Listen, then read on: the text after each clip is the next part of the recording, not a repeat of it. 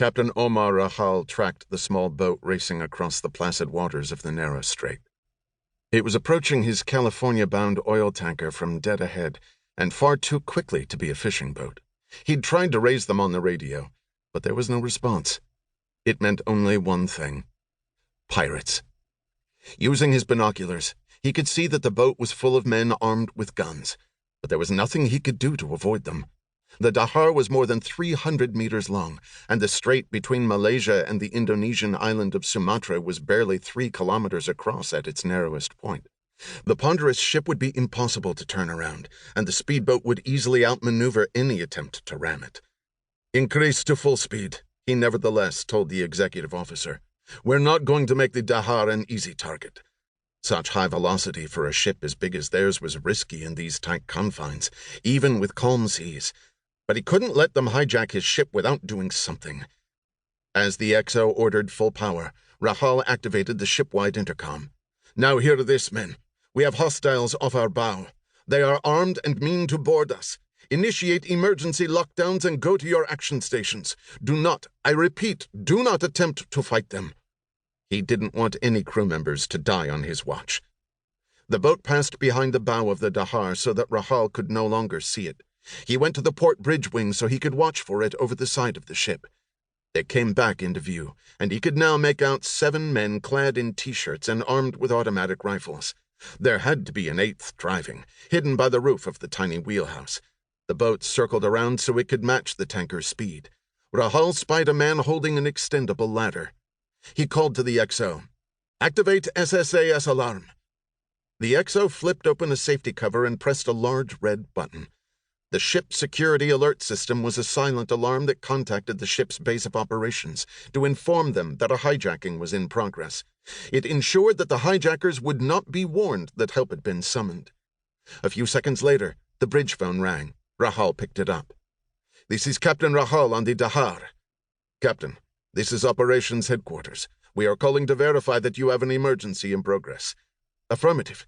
This is not a false alarm." Rahal recited the code sequence verifying his identity. 7 or 8 armed men are preparing to board us." "Understood. We have your position and will contact the Malaysian Maritime Enforcement Agency and the Indonesian Sea and Coast Guard. Stay on the line as long as you can. Are there any ships in your vicinity that could render aid?" "What do we have on our radar?" Rahal asked the XO. The XO peered at the radar screen and shook his head in dismay. "The closest vessel looks to be a freighter 30 kilometers behind us. Even if we stop, it would take her 2 hours to get here." Rahal spoke into the phone. "What's my ETA on the Coast Guard?" "The MMEA is scrambling a helicopter in Johor, but the soonest they'll make it to you is 90 minutes. Stay calm and do not resist the hijackers. Help is on the way." Rahal smirked at the XO. "Help is on the way," he says.